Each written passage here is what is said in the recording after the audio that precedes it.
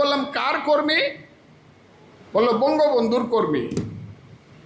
আমি বললাম শেখ মুজিবের কর্মী, তার চেয়ে খারাপ মানুষ তো এই দুনিয়াতে নাই।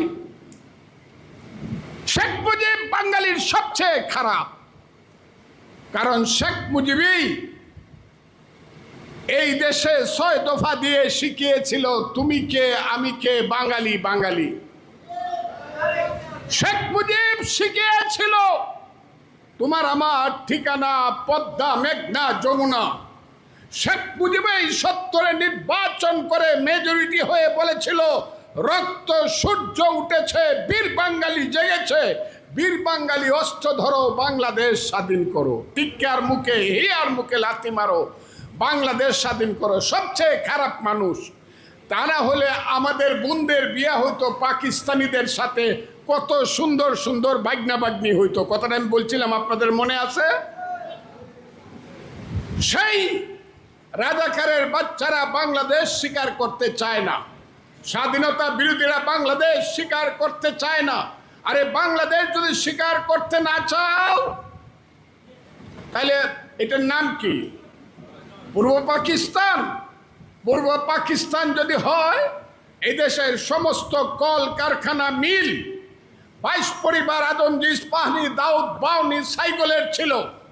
আমরা তাদের কোম্পানিতে, তাদের ফ্যাক্টরিতে, তাদের পাঠে কলে আমরা লেবার হিসাবে চাকরি করতাম। বাঙালির সন্তানেরা, আমরা বাঙালির সন্তানেরা পাকিস্তান আমলে মাত্র 6% ছিলাম বাংলাদেশের বাঙালির সন্তানেরা সেনাবাহিনীতে। পাকিস্তানিরা ছিল 94%। সমস্ত এই দেশের সম্পদ তাদের ছিল। বাঙালির ছেলে ডেপুটি সেক্রেটারির উপরে হতে পারে নাই, বাঙালির ছেলে কোনোদিন জেনারেল হয় নাই। উসমানীর মতো একজন প্রথিত যেসা সামরিক অফিসার কর্নেল হয়ে পাকিস্তানে রিটায়ার করতে হয়েছিল। আমি আজকে আপনাদেরকে বলি, এবং সেই সব নিমক হারাম বেঈমান স্বাধীনতা বিরোধী চক্রকে জিজ্ঞাসা করতে চাই, বাংলাদেশ যদি না হতো তাহলে বাঙালির ছেলে কি জেনারেল হতো কিনা? বাঙালির ছেলে লেফটেন্যান্ট জেনারেল হতো কিনা? বাঙালির ছেলে মেজর জেনারেল হতো কিনা? বাঙালির ছেলে ব্রিগেডিয়ার হতো কিনা? বাঙালির ছেলে সচিব হতো কিনা?